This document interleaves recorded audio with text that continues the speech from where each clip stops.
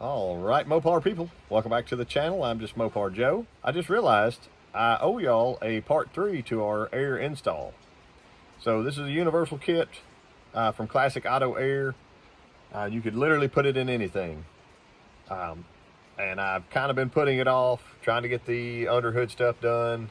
Test drove the car a couple times. In my mind, it wasn't important enough to finish. I'm going to go ahead and finish it. I may have one more part after this.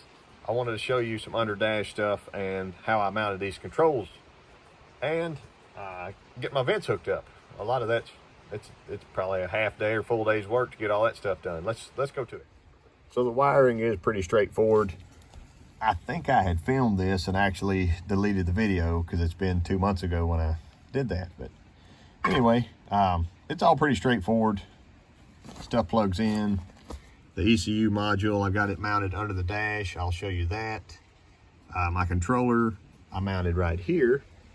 So instead of, I didn't really have a flat area in this dash to cut, to put it in.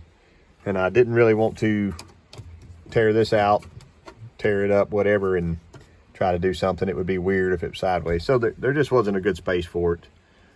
So I got it mounted right here. And all I did was take there we are. So it's just this half is the original piece of bracket here.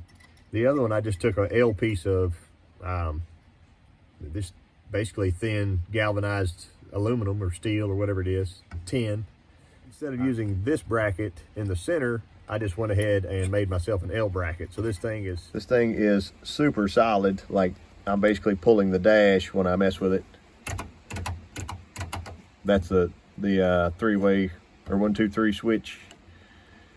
So it turns harder than the others. But yeah, no movement at all, and I braced it against our auto gauge gauges. So that's good, and it works. So I can turn my key on. I've got fan. It cycles every which way. And we look under the dash. So under the dash, it's a little ugly, but it's not bad. Mostly these vacuum lines can go. I don't need those. You can see my vent right there I've got to get hooked into, and I'll do that in just a minute, tell you about it. Right there, you'll see this plastic.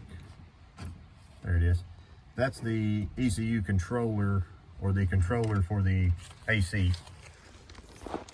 Hopefully you can get a better, there you go. So can kind of see the backs of my gauges there and connections, but I just mounted it to an L bracket and bolted it to the underside where there was already a stud sticking out or something. So it's nice and sturdy. Everything's plugged in on it. I know it's hard to see, but that might be better. There you go. So everything's plugged in on it. I have to loop these up and get them wire tied real nice and tight under there. And that's just for the controller itself. I still need to hook up, see my blue and black here. The blacks are grounds and the blues go to the lights whenever the gauges are on. So it'll light up that little switch panel. That'd be neat. I also need to hook in my reds here for these 3 gauges, but that's not part of the kit. There we are. So my plan for the day is to hook my vents up. You can see that big boy there. It's almost a 4-inch diameter, so that kind of hoses me, so to speak, because the hoses with a kit are much smaller. So there's a hose with a kit. It's either 2 or 2 1/4 inch. So what I did was went to my local hardware store and I picked up some plumbing fittings. I have sanded this on the belt sander so it fits nice and tightly inside of that vent. Let me show you that. So there it is, stuck inside of the vent. I'm going to go ahead and get my got some short self-tapping screws and put a couple just to hold that dude in there. So just run it through here.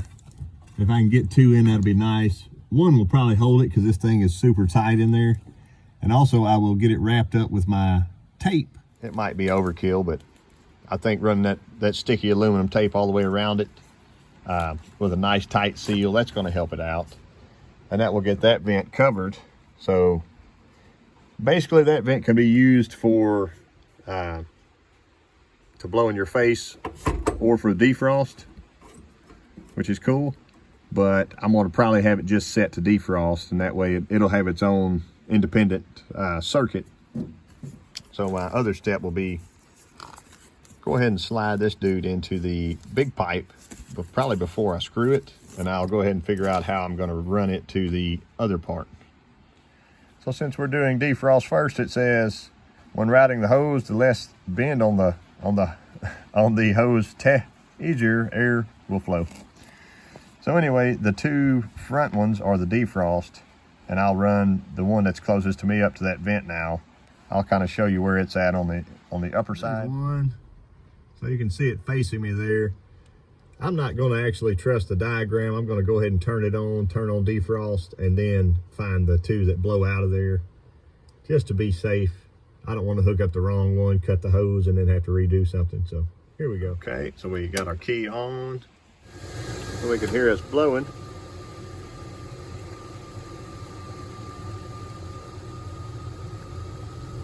Heard the sound change.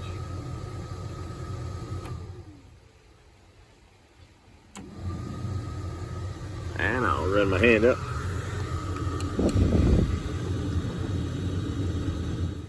Found myself a little elbow here and just cut that off. It gives me a nice inlet to go into the big pipe. Here's my short piece. It's not much to it, about 8 inches long, and it'll stretch out. But I'm gonna slip that back on. There's actually a couple nipples on here that will help hold this pipe. They recommend, if you're gonna do any attachments, whatever, use a wire tie, zip tie.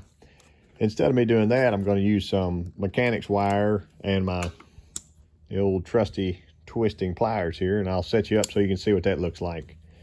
I was looking for my thin, like stainless wire like that. I think it's stainless, but I couldn't find it. This stuff's gonna be plenty good.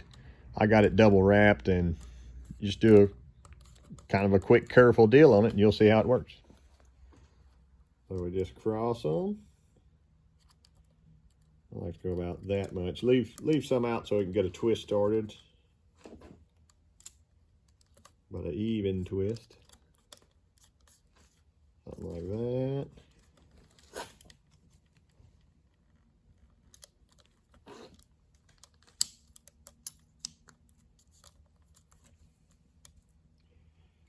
Tighten her up. And then as we pull, it spins.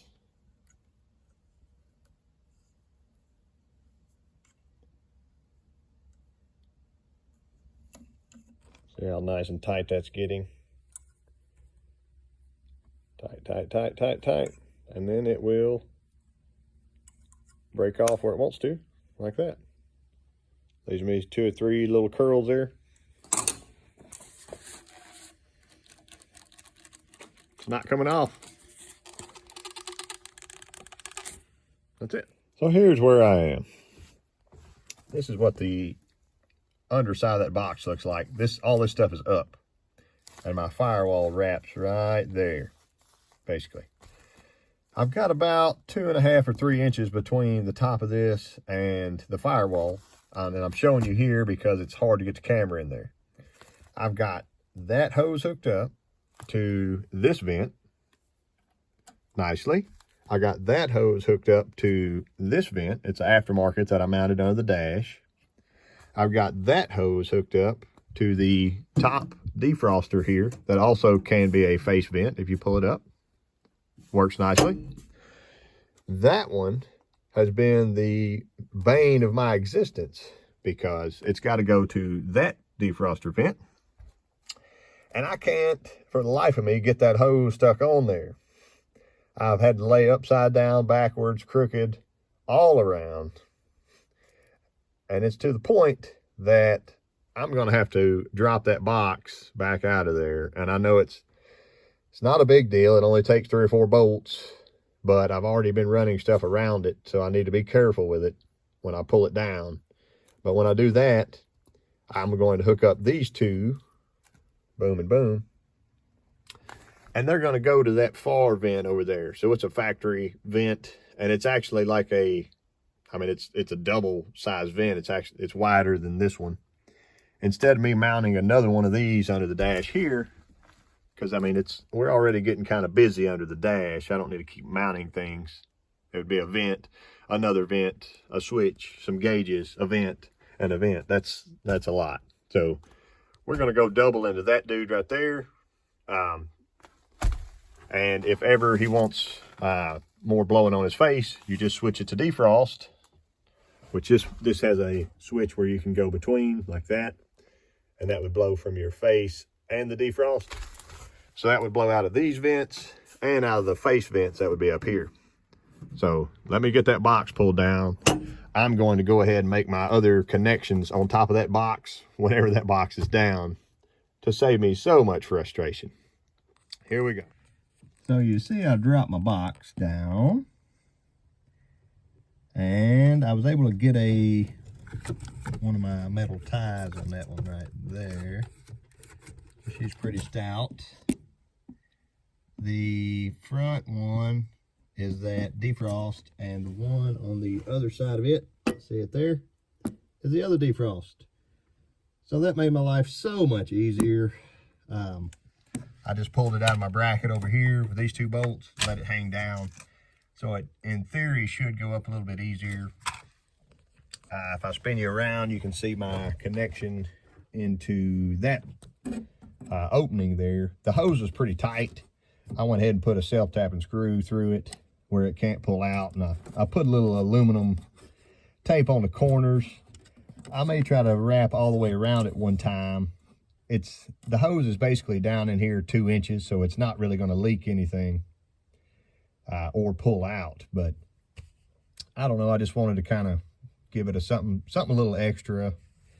And if the stuff falls off or whatever, I'll start over. But the hose itself is pretty secure. Other side, I got another basically just a plumbing reducer here.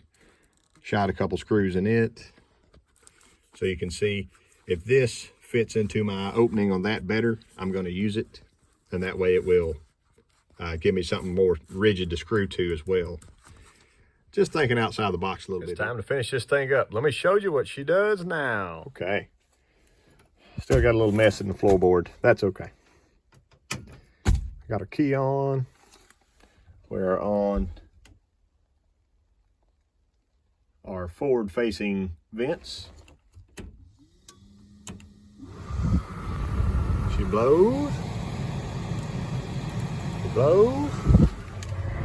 And she blows. We can go to defrost. It's changing, it's changing. Takes it a second. And there she is, going right out the top. Then we go to floor, and I kicked her up a notch. Hard out the back. I'll shut that off just a second. I still need to hook up my drain tube here, so I'll run her through kind of a low spot. But for the most part, I'm finished up. Some of y'all may notice my little bracket I put here, and that's a cable. That is the cable that goes to the old climate control here that's in the dash. And whenever you go from warm and you pull that up like that, I hooked it into our vent down here. See our vent? So we switch it and it opens it. There's wide open. See, I had to run a piece of mechanics wire. You flip it closed, boom, spring pulls it closed. So if he wants fresh air driving down the road, the fresh air will literally come in and be sucked into the motor and blown out the vents. It's beautiful. I couldn't be more proud of that at all. So close her down. You know, if it's cold outside, whatever, but getting some fresh air in the car is always good, because that runs up to the cowl, you know, and get your air in through there. So anyway, she was a little bit frustrating on this deal, but we got it knocked out. I will do my last part video and run those refrigerant lines, hook up the heater hoses. She'll be blowing cold. Thank y'all for watching. I'll catch you next time.